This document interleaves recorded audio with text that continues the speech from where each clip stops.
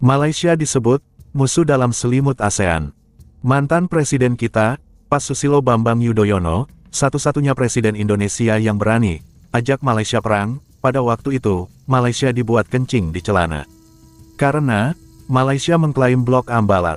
Tapi Pak Susilo bersikap tegas, pada waktu itu, satu-satunya jalan adalah perang. Baru-baru ini pun, Pak Susilo angkat bicara, dan membuat masyarakat Malaysia malu, karena mantan Presiden Indonesia menganggap, ASEAN kali ini agak lain. Tak hanya Pak Susilo, Jenderal Thailand pun menganggap Anwar Ibrahim, musuh dalam selimut ASEAN, hal ini pun sampai dibahas di DPR Malaysia.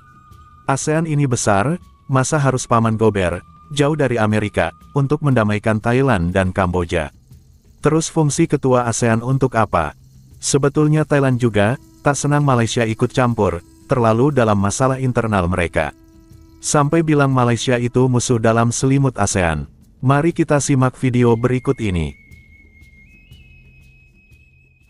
Melibatkan Sekretariat Kebangsaan ASEAN Malaysia.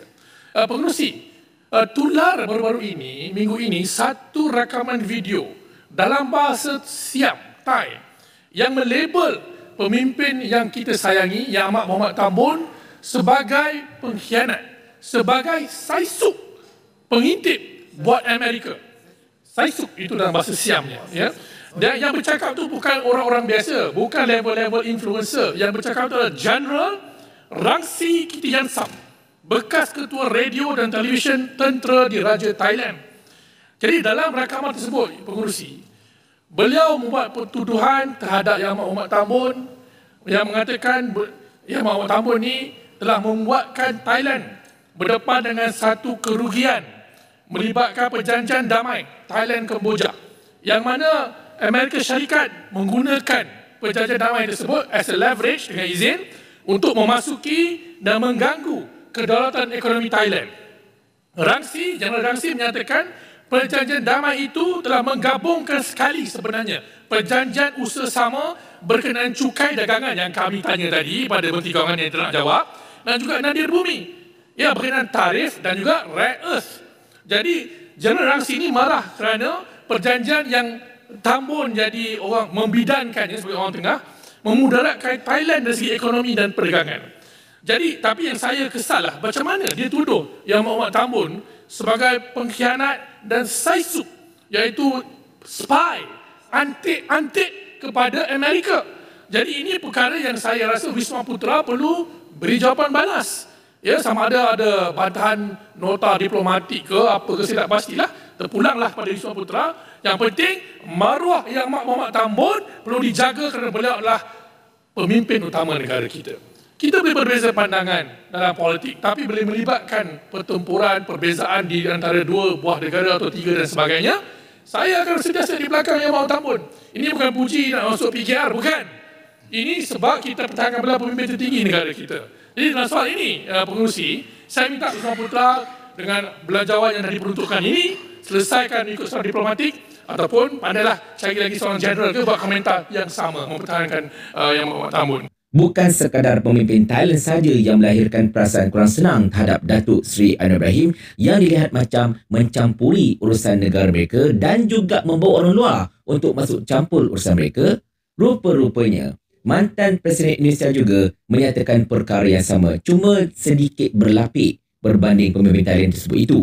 Nampak gayanya, nama Datuk Seri Anwar Ibrahim ini macam makin tak berapa comel lah. Sekarang ini, Trump datang sebagai pendamai. Tetapi bukankah dekat ASEAN ini ada tokoh-tokoh negara lain seperti Prabowo ataupun seperti Anwar itu sendiri yang berpotensi untuk menjadi pendamai dan sebagainya. Jadi beliau merasakan sebagai bekas pimpinan dekat dalam ASEAN yang pernah menjadi pengurusi ASEAN, yang pernah juga menjadi wakil dekat PBB dan sebagainya, yang beliau pernah mengetuai cabang-cabang dalam ASEAN ini sebagainya kan. Beliau merasa amat malu sebenarnya apabila melihatkan Donald Trump tiba-tiba datang dekat pertengahan ASEAN untuk oversee perjanjian damai antara Thailand dan juga Kemboja.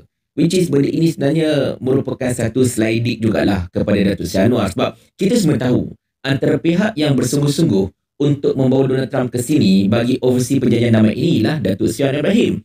Sebab Anwar sendiri mendedahkan betapa beliau bekerjasama rapat dengan Donald Trump berhubung dengan isu perdamaian antara Thailand dan Kemboja ini. US secara berjayanya masuk campur urusan dalaman ASEAN. Sedangkan kata SBY, selama ini ASEAN ada dasar tidak ada campur tangan orang luar.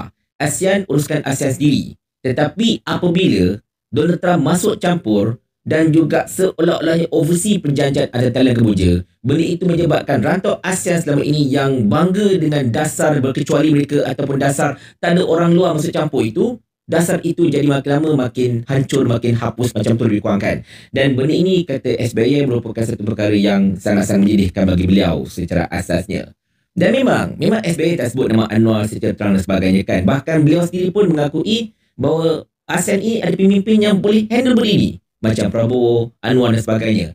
Tetapi itulah, tidak dapat tidak, benda ini saya pandang tuan-tuan sekalian sebagai satu ketukan halus kepada Anwar sebenarnya. Bukan satu kutukan, bukan satu hinaan, bukan satu pilihan, bahkan bukan satu pilihan sindiran teruk macam dibuat oleh Rangsi itu. Ini lebih kepada satu ketukan halus, ketekuk macam tu dibagikan.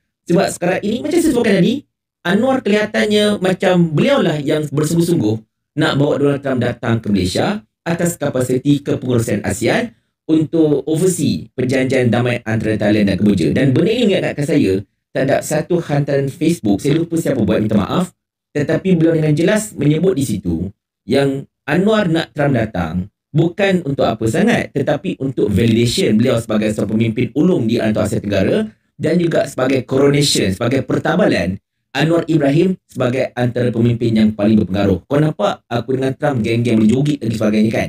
Jadi kau nampak tak betapa padunya aku dengan Trump ni? So macam itulah kelihatannya tuan-tuan dan sekalian.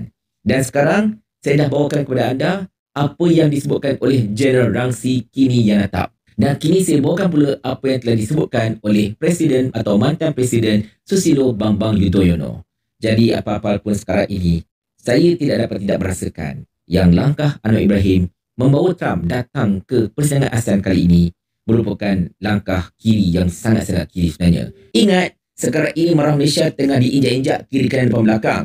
Mula-mula dengan kisah FAM dan juga isu 7 pemain naturalisasi itu. Lepas tu dengan isu perjanjian syaitan yang memang menyebabkan kita menjadi bahan lawak satu dunia. Kerana kita ibaratnya macam menjual kedaulatan kita kepada US. Dan sekarang ini berlaku.